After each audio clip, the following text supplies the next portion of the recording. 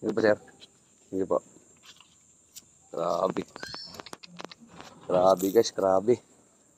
SNR Robinson Place, papuntang Bunkers. Pumasok sa akin is 10.55. Nagkakalaga ng 29 pesos. Ngayon, andito na ako sa customer.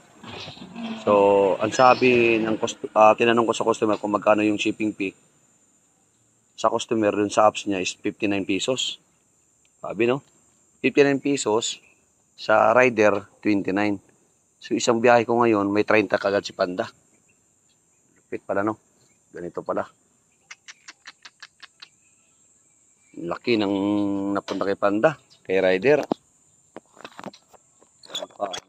Sumasago pa sa init, sa ulan, traffic.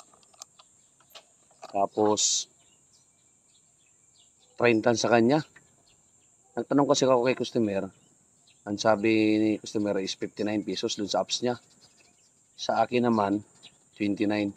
So, lumalabas, 30 yung kay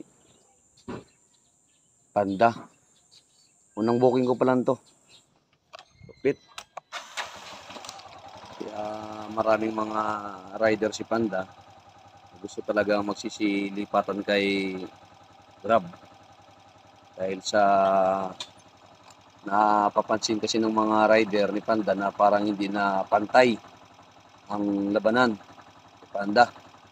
So, ayun nga, napapansin namin sa araw-araw namin pagbabiyahe, ang mga booking namin, pag lumipat sa kay ganito, is ganito yung shipping fee niya.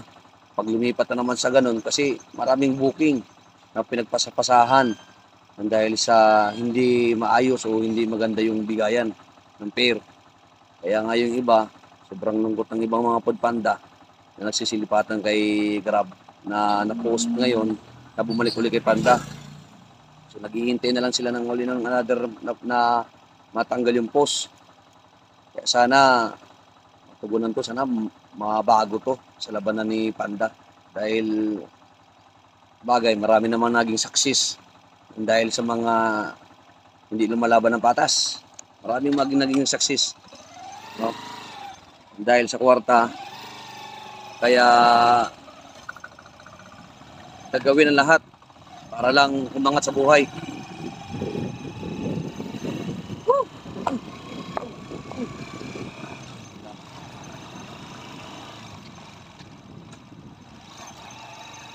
Sana dumating yung mga panahon na marami magsisilabasan ng apps, no? Application. Kasi para yung mga procedure nila is mabago.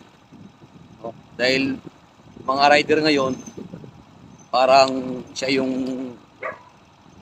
kinakawawa ng mga platform. Marami namang rider dyan, marami namang mag-a-apply dyan. Sana mas maganda nga sana, marami mga platform na lumalabas sa Pilipinas para yung mga rider, sila naman yung may power, saan sila may gusto at saan may magandang bigayan.